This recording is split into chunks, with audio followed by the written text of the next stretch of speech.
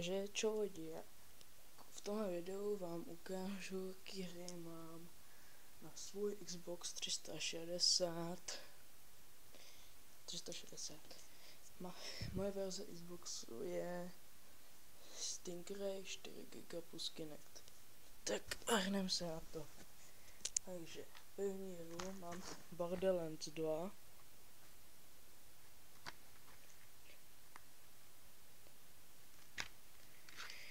Je to střílečka z první osoby v postapokaliptickém světě a zřejmě vás zajímá svojí komiksovou grafikou. Tak, dále Kinect Adventure, to jsem dostal k Kinectu. Je to soubor různých her a Kinect, takže si se s ním tak celkově zaučil zacházet. Tak, další moje hra je NHL 14. NHL je OK a u nového ročníku je nový režim žil hokejisty, nový engine a režim NHL 94. A hru můžu vřele doporučit. Mojí další hrou je WWE 2K14.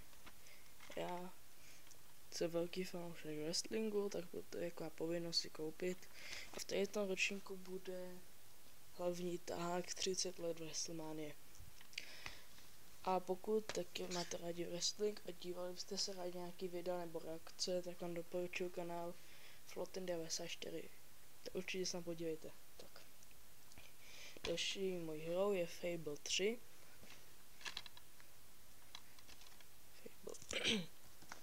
Tak, hrál jsem jedničku a dvojku, bohužel ne, ale trojku, dneska jsem ji dohrál. Je to RPG, kde si hrajete na hrdinu a má to propracovaný svět. Tak, další mojí hrou jsou Kinect Sports, sezóna 1 a 2.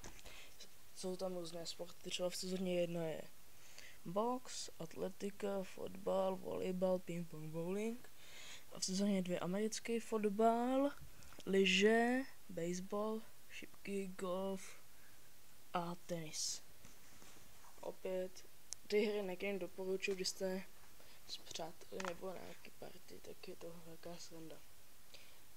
Mojí další hrou je Saints Row 3 se všema DLC.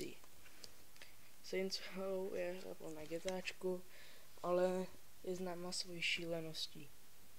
Opět můžu vřele doporučit. Další hrou je Battlefield 3, klasická first person, střílečka, určitě znáte. Tak, další hra je Assassin's Creed Black Flag. Opět další hra s tematikou asasínů. Tentokrát se bude odehrát v Karibském moři a můžete plenit. A je to česká verze, takže to si velmi cením. Další moje hra je velmi povedená střílečka Max Payne 3. Série Max Payne nemusím nějak představovat, patří mezi mé nejoblíbenější série a třetí díl se vážně povedl. Další díl je další třetí díl Far Cry 3.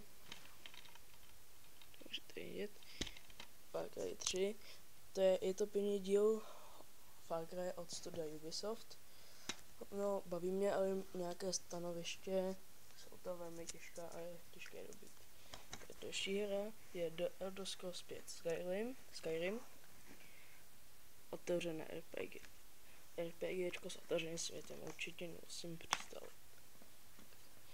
Další hra je Zaklínač 2 Vrhové králu, opět s českou lokalizací. Zaklínač je moje nejoblíbenější herní série a i knižní podoba, opravdu vřele doporučuji. No a poslední hra, vlastně předposlední hra je Dance Central 3, to jsem dostal přímo k Xboxu a doporučuji opět na hraní s přáteli, je to velká sranda. A poslední hra, to jsem si koupil dneska, je Deus Ex Human Revolution. Podle recenzí je to hodně dobrá hra, teďko mám v Xboxu. takže hádám, že dobrý.